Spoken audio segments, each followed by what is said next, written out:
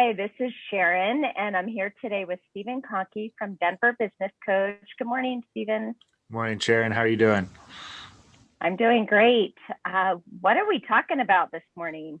So as a business owner, it's helpful to think of your business as not just the service or product that happens that you deliver, but it's really a bunch of different technical areas that need to be focused on and maintained regularly.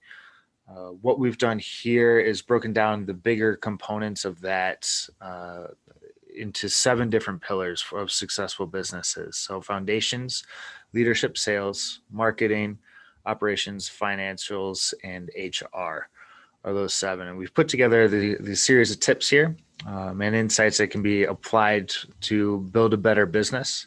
Today, we're focusing in on that marketing pillar, and more specifically, what is your established target market?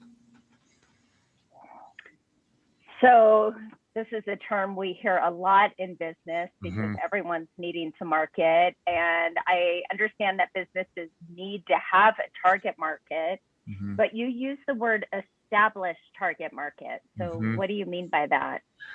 Yeah, that's great. It's really a complete understanding of what you do, what you're able to, the problems you're able to solve, and who your business completely serves. So you have a defined characteristics, both demographic and psychographic. You can have specific case studies on how you solve this type of problem. You have unique selling propositions that are very specific and geared towards this target audience. Um, these are all features of what an established target market is, but it's just a very clear understanding of exactly what you do and who you serve.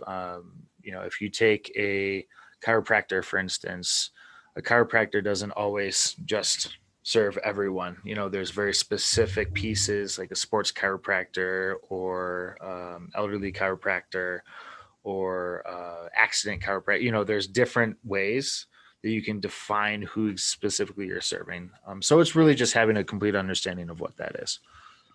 Okay. Okay, so we're going beyond just defining a target market, and it sounds like you're suggesting that businesses are continuing to strive to define that. Mm-hmm. Why is that so important, and why isn't it just like a one and done? All right, I've got my target market. I'm good. I understand. It sounds like it's like an ongoing process. Yeah, absolutely. Businesses will usually start with a very large net, very wide net, and say, "Hey, this is what I do. You know, whose problem can I solve?" And just say, Mm-hmm. "I'm everything to everyone." And over time, that it should, at the very least, narrow down.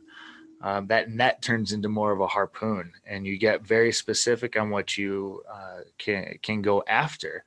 And what that does is it allows you to become more effective and more efficient in your marketing and the actual messaging, the channels that you use, and the ways that you speak to and reach the people that you're talking to. Not understanding on the flip side your specific target market, it wastes time, it wastes energy, and it wastes money, and ultimately it can destroy your business if you're just throwing things against the wall and hoping that something sticks. Isn't a very good strategy anymore. It's really, you have to narrow down and understand exactly what you do and how you do it and the problems that you solve. All right, so let's get into the what and how of this. What Yeah. are some good ways for businesses to have an established target market or markets? They may have Hmm. more than one. Yeah. How to go about that?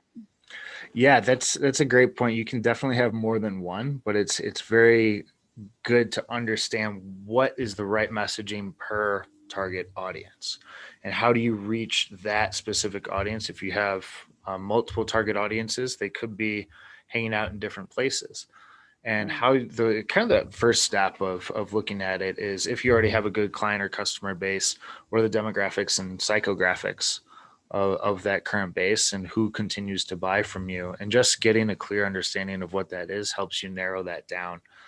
Um, Demographics is more widely used and has been used more traditionally, but that's not necessarily enough anymore. You need to understand the psychographic piece of it. What are the behaviors? What are their buying strategies? Where do they hang out? What are their activities? And try to use those types of channels in order to reach them using that sniper approach.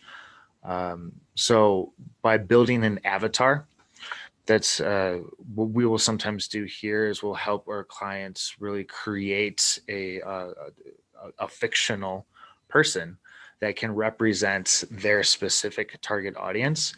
And then what that allows you to do for marketing and messaging is speak to that specific avatar. So just in your mind, when you're kind of coming up with creative messaging, you have an audience to speak to. It's not just a general this demographic, this age group, or this whatever.